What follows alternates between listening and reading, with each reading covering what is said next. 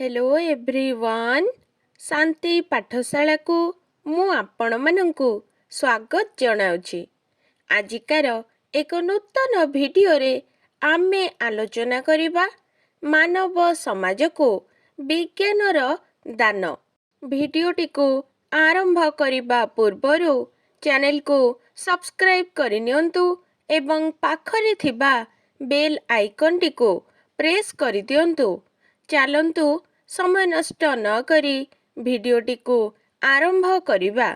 दिने निघंच बनानी रे नितांत निस्सहाय भावरे जाजाबर जीवन यापन करुथिबा मनीष आजि विज्ञानर शुभाशीर्वाद फलरे सभ्यतार शीर्ष देशरे पदार्पण करि पारिछि।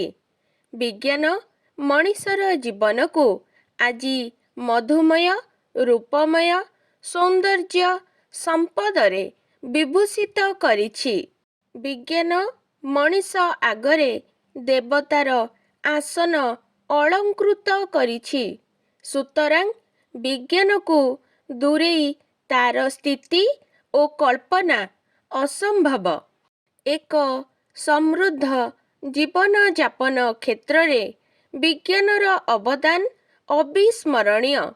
खाद्य वस्त्र भवन यातायात नित्य व्यवहार्य सामग्री आदि प्रत्येक पदपातरे विज्ञानर भूमिका अप्रशंसनीय अटे।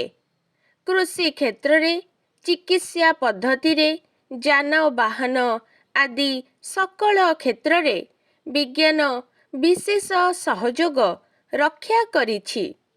आजि प्राचीन कृषि प्रणालीर आदर नाही। अमलक्षम विहन उद्भावन ठारू चाष कार्यर प्रत्येक सोपानरे विज्ञान अशेष सहायता प्रदान करिछि। चिकित्सा विज्ञान आजि समुन्नत। दुरारोग्य बोली किछि आजि नाही। विज्ञान आजि मरण शय्यारू मनीष को फेराई आनी पुनर्जीवन प्रदान करि पारिछि। विज्ञान बलरे मनीष समुद्र आकाश दुर्गम गिरि मध्य उल्लंघन करि पारिछि। रेल मोटर गाड़ी जहाज मानव सेवारे नित्यरत। विज्ञान आजि दूरता को ह्रास करि पारिछि। जीवन आजि प्राण प्राचुर्यपूर्ण विलासमय होई पारिछि।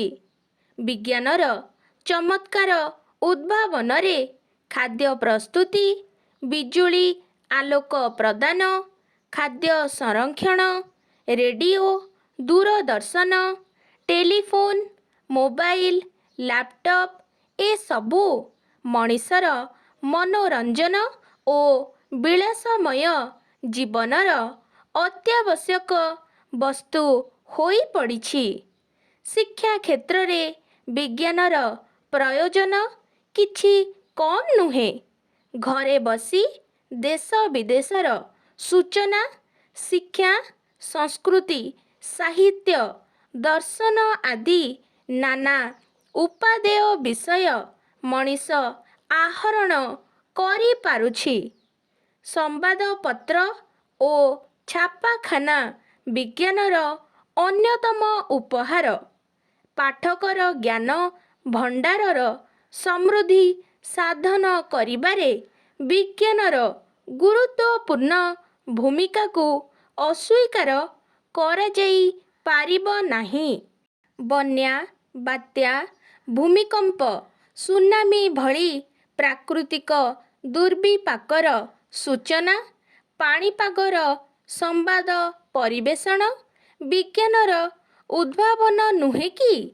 ବିଜ୍ଞାନ ବଳରେ ମଣିଷ ଆଜି ମହାକାଶକୁ ଯାତ୍ରା କରିପାରିଛି। ସେହିପରି କମ୍ପ୍ୟୁଟର ହୋଇଯାଇଛି ମଣିଷର ଅନ୍ୟ ଏକ ବିକଳ୍ପ। ଯନ୍ତ୍ର ମାନବ ଓ କମ୍ପ୍ୟୁଟର ଭଳି ବିଜ୍ଞାନର ଅବଦାନ ପାଇଁ ମଣିଷ ସମାଜ ନିଶ୍ଚୟ ଚିରକୃତଜ୍ଞ ରହିବ। ଉପରୋକ୍ତ ସକଳ ସୁଭାଷିବାଦ ସତ୍ତ୍ୱେ ବିଜ୍ଞାନକୁ ମନ୍ଦ ଉଦ୍ଦେଶ୍ୟରେ ପରିଚାଳିତ କରି ଦୁର୍ଜନମାନେ ମାନବ ସମାଜ ଓ ଜାତିର ପ୍ରଭୂତ କ୍ଷତି ସାଧନ କରୁଛନ୍ତି। ଆଜି ପରମାଣୁ ଅସ୍ତ୍ର ସମଗ୍ର ପୃଥିବୀରେ ଆତଙ୍କ ଖେଳାଇ ଦେଇଛି। ଆଣବିକ ଅସ୍ତ୍ରଶସ୍ତ୍ର ନିର୍ମାଣ, କ୍ଷେପଣାସ୍ତ୍ର ଘାଟି ସ୍ଥାପନ କରି ପୃଥିବୀରେ ଯୁଦ୍ଧର ପରିସର ସୃଷ୍ଟି କରିଚାଲିଛନ୍ତି। ବିଜ୍ଞାନର ଧ୍ୱଂସ ଇସ୍ତାହାର ଆଜିର ଯୁଗରେ ଏକ ବିରାଟ ସମସ୍ୟା ହୋଇପଡ଼ିଛି। ବିଜ୍ଞାନ ଆମକୁ ଦେଇଛି ସୁଖ ଓ ସମୃଦ୍ଧ ଜୀବନ, ଆମକୁ କରିଛି ସଭ୍ୟ ଓ ଶିକ୍ଷିତ। ନିରନ୍ଧ୍ର ଅନ୍ଧକାର ଗହ୍ୱରରୁ ସଭ୍ୟତାର ରାଜଦାଣ୍ଡରେ ମଣିଷକୁ ବିଜ୍ଞାନ ଉଚ୍ଛ୍ୱସିତ ସମ୍ବର୍ଦ୍ଧନା ଜଣାଇଛି। ସୁତରାଂ ବିଜ୍ଞାନର ଜୟଗାନ ପ୍ରତ୍ୟେକ ମାନବର ଧର୍ମ। ବିଜ୍ଞାନର ଅନୁପମ ଦାନକୁ ଭୁଲିଯାଇ ଧ୍ୱଂସ ମାର୍ଗରେ ତାକୁ ବିନିଯୋଗ କରିବା ଏକାନ୍ତ ଅବିସ୍ମୃଶ୍ୟକାରିତାର ପରିଚାୟକ। ସୁତରାଂ ବିଜ୍ଞାନକୁ ଶାନ୍ତି ଓ ସଂହତି କ୍ଷେତ୍ରରେ ପ୍ରୟୋଗ କରି ଏକ ସୁସ୍ଥ ସମାଜ ଗଠନରେ ଅନୁବ୍ରତୀ ହେବା ଦେଶର ବୁଦ୍ଧିଜୀବୀମାନଙ୍କର ପରମ କର୍ତ୍ତବ୍ୟ। ଆଜିକାର ଭିଡ଼ିଓଟି ଆପଣଙ୍କୁ କିପରି ଲାଗିଛି କମେଣ୍ଟ ମାଧ୍ୟମରେ ନିଶ୍ଚୟ ଜଣାଇବେ ଏବଂ ଲାଇକ୍, ସେୟାର, ସବସ୍କ୍ରାଇବ୍ କରିବାକୁ ଜମାରୁ ଭୁଲିବେନି। ଧନ୍ୟବାଦ।